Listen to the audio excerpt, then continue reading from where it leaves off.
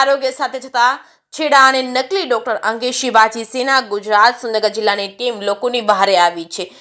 સૌરાષ્ટ્ર સહિત ગુજરાતના નિસ્વાર્થ ભાવે શિવાજી સેનાના અધ્યક્ષ વિક્રમભાઈ સોરાણીના નેજા હેઠળ લોક ઉપયોગી વિવિધ સેવાનું ભગીરથ કાર્ય કરે છે. ત્યારે સુરેન્દ્રનગર જિલ્લાની શિવાજી સેના ગુજરાતના સૌરાષ્ટ્ર ઝોનના અધ્યક્ષ અને જિલ્લા પ્રમુખ સહિતના શિવાજી સેનાના ગુજરાત ટીમના આગેવાનો લોકોના સ્વાસ્થ્ય અને આરોગ્ય સાથે છેડા અંગે ચિંતા વ્યક્ત કરી તે લોકોની બહારે આવી. જિલ્લાની મુખ્ય સરકારી મહાત્મા ગાંધી હોસ્પિટલના અધિકારી ચેતનીય પરમાર સાહેબને શિવાજી સેના ગુજરાત ટીમના અક્ષયભાઈ તેમજ દીપકભાઈ તેમજ રમેશભાઈ સહિતના શિવાજી સેના ગ્રુપના આગેવાનોએ આવેદનપત્ર આપી લેખિતમાં રજૂઆત કરી હતી. સુરેન્દ્રનગર જિલ્લામાં હાલ નકલી ડોક્ટરોનો રાફડો ફાટ્યો છે, તેની યોગ્ય તપાસ કરી યોગ્ય કાર્યવાહી કરવામાં આવે તેવી માંગ કરી છે. તેમજ ડોક્ટરની બેદરકારીના કારણે અનેક લોકોના જીવ હોમાય છે, તેને લઈને માંગ કરાય છે.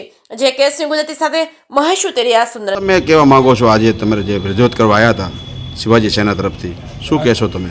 તમારું નામ શું? મારું નામ અક્ષયભાઈ ધાડવી છે. હું સૌરાષ્ટ્ર ઝોન શિવાજી સેના પ્રમુખ છું. આજે અમારી ટીમ સુરેન્દ્રનગર જિલ્લાની જે ટીમ છે એની સાથે અમે ચેતીના સાહેબની મુલાકાત લીધી અને લોકોના સ્વાસ્થ્ય બાબતે જે ચેડા થઈ રહ્યા છે સુરેન્દ્રનગર જિલ્લામાં એ બાબતે અમે સાહેબ સાથે વાત કરી. સાહેબે અમને ખાતરી આપી છે કે ટૂંક જ સમયમાં એ મુજબ એક્શન લેવામાં આવશે અને અહીંયા સીટી સ્કેનનું મશીન જે છે નહીં એ બાબતમાં સાહેબને અમે રજૂઆત કરી હતી. એટલે સાહેબે અમને એવું કીધું છે કે જે તે જગ્યાએ જે અધિકારી રજૂઆત કરવાની હોય અમે રજૂઆત કરશું. તો એ બાબતમાં મને ખટતું કરી અમારી જે શિવાજી સેનાની ટીમ છે એને અમે રજૂઆત કરેલ છે. તમે સ્ટાફ બાબતે તમે વાત કરી હતી કે ક્વોલિફાઈડ ડૉક્ટર છે અને નથી, અને આયુર્વેદિક જે ડૉક્ટરો છે જે અલગ ટાઈપની ટીકડીઓ જે આપે જે નામ તમે રજૂ કર્યું એ બાબતે શું કહેશો? હા, એમાં BHMS અને BAMS જે ડૉક્ટરો પ્રેક્ટિસ કરી રહ્યા છે હાલ પૂરતા અત્યારે, એમાં સરકારની જે ગાઈડલાઇન્સ છે એ મુજબ 42 જાતની જે દવાઓ છે એ મુજબ જ પ્રેક્ટિસ કરી શકશે અને એમને રજિસ્ટ્રેશન કરવા માટે 12/3 જે તારીખ ડેડલાઇન આપેલી છે એ રજિસ્ટ્રેશન કરી અને આગામી સમયમાં એમને ક્યાં પ્રેક્ટિસ કરવી એ સરકાર નક્કી કરશે. તો કઈ દવા લખે છે લોકો? એ લોકો હાયર એન્ટીબાયોટિક લખતા હોય છે જે ખરેખર એ લખી ના શકે. કઈ દવા છે એનું નામ? સિફિક્ઝામ 200 mg છે, સેફોડોક્ઝિમ છે, આવી લખતા હોય છે. ખાનગી ડૉક્ટરો નોર્મલ ડિલિવરી બદલે સિઝેરિયન ડિલિવરી કરે છે, એ બાબતે આપ શું કહેશો? અત્યારે તમે જોઈ શકો છો કે એવો સર્વે છે કે ભાઈ ટીબી હોસ્પિટલ હોય અને ખાનગી જે ગાંધી હોસ્પિટલ અત્યારે જે આપણે ઊભા છીએ ત્યાં હોય તો ત્યાં નોર્મલ ડિલિવરીઓ વધારે થતી હોય છે, જેની કમ્પેરમાં અત્યારે પ્રાઇવેટમાં તમે જોવા જાઓ તો જે રેશિયો છે એ ખૂબ જ ઉપર છે. સાહેબ, આપણે અત્યારે શિવાજી સેનાવાળા આપને આવેદનપત્ર આપ્યા છે, તો શું બાબત હતી ને કઈ મહત્ત્વનું એને સજેશન આપ્યું છે, તમે શું કામ કરવાના છો?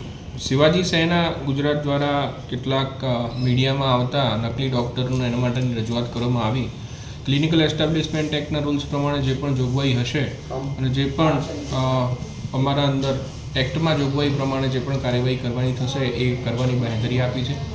પ્લસ એમની સિટી સ્કેનની રજૂઆત હતી. સિટી સ્કેન માટે અમે ઉપર વડી કચેરીને લખેલું છે અને એના માટે પણ ઇન બિટવીન અમે MOU એ કરીને જે સેવાઓ ખોરવાય નહીં એ માટેના બધા પ્રયત્નો કરેલા છે.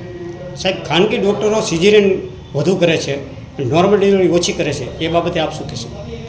ખાનગી એના માટે તો એક તપાસનો વિષય છે હવે, કારણ કે જે ટર્શરી સેન્ટર હોય ત્યાં એ રેશિયો મેન્ટેન ના થતો હોય, પરંતુ એ લોકોને એ ટર્મ્સ એન્ડ કન્ડિશનને તપાસ એક ગંભીર બાબત કહેવાય ખરી, ગંભીર બાબત કહેવાય કે નોર્મલ ડિલિવરી મોટા ભાગે સરકારી તમારી હોસ્પિટલમાં નોર્મલ ડિલિવરી જાજી થાય છે, પણ પ્રાઇવેટોમાં મોટા ભાગે સિઝેરિયન થાય છે, જેના કારણે અનેક મહિલાઓના મોત નિપજ્યા છે. હાલમાં એક સુરેન્દ્રનગરમાં બનાવ બન્યો અને થાનમાં પણ બનાવ બન્યો, તો આ શું એક ચિંતાજનક વિષય ગણાય ખરો? હા, એટલે એ કઈ રીતે થયું છે, કયા શું કોમ્પ્લિકેશન છે, તપાસનો વિષય છે. એટલે તપાસ કરી અને જે અમારી ટીમ હશે ત્યાં જ્યારે પણ તપાસ સોંપાશે તપાસ કરીને જે એના નિર્ણય આવશે એ પછી કરીશું. આપના તરફથી સાહેબ સરકારી હોસ્પિટલમાં ડિલિવરી લોકો કરે એવી આપની અપીલ શું છે? હા, સરકારી હોસ્પિટલના અંદર અમે 24/7 ગાયનેકોલોજીસ્ટ અવેલેબલ છે, 4 CPS રેસિડેન્ટ છે. અમારી ડિલિવરી જિલ્લાના અંદર 100 મહિનાની 100 કરતાં વધારે થાય છે અને કોઈ પણ યોજના સરકારની હોય એ પણ આપવા માટે અમે બંધાયેલા છીએ.